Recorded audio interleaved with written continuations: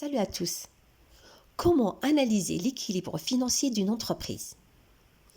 3 indicateurs sont nécessaires pour faire cette analyse. En utilisant bien sûr les grandes ou bien les 3 grandes masses du bilan fonctionnel qu'on avait vu dans la précédente vidéo. Le premier indicateur, le fonds de roulement net global, le FNRG. Pour le calculer, on fait ressources stables moins emploi stable. Il permet de vérifier la capacité de l'entreprise de financer son investissement et son cycle d'exploitation. Le deuxième indicateur, le besoin en fonds de roulement, le BFR. Comment le calculer? On fait actif circulant moins passif circulant. Et vous voyez très bien ce qu'on trouve dans l'actif circulant. Il y a stock, créances clients, autres créances. Passif circulant à droite, on trouve dette fournisseur, dette fiscale et sociale et autres dettes d'exploitation.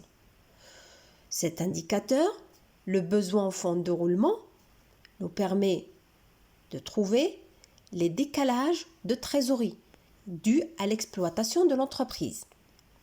À chaque fois, il est trop élevé. Cela veut dire que l'entreprise a vraiment un besoin en fonds de roulement. Donc, pour l'améliorer, il faut réduire les délais de stockage.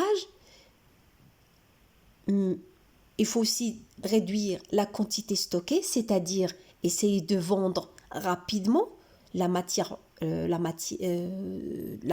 je veux dire, qui se trouve dans le stock pour avoir de l'argent en contrepartie.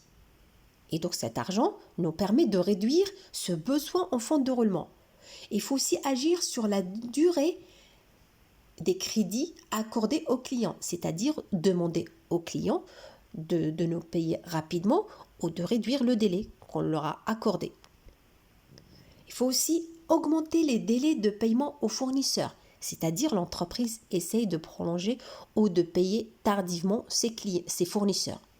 Comme ça, on va garder un petit peu l'argent qu'on a pour financer le cycle d'exploitation et l'activité de l'entreprise. Le dernier indicateur, c'est la trésorerie nette.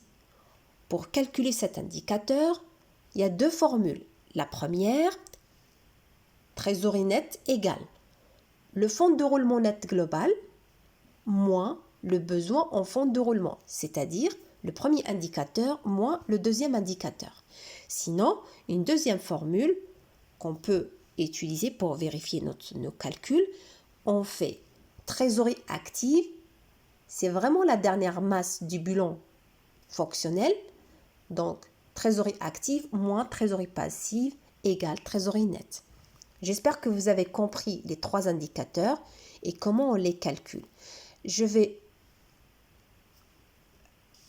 mettre les 3 formules en commentaire.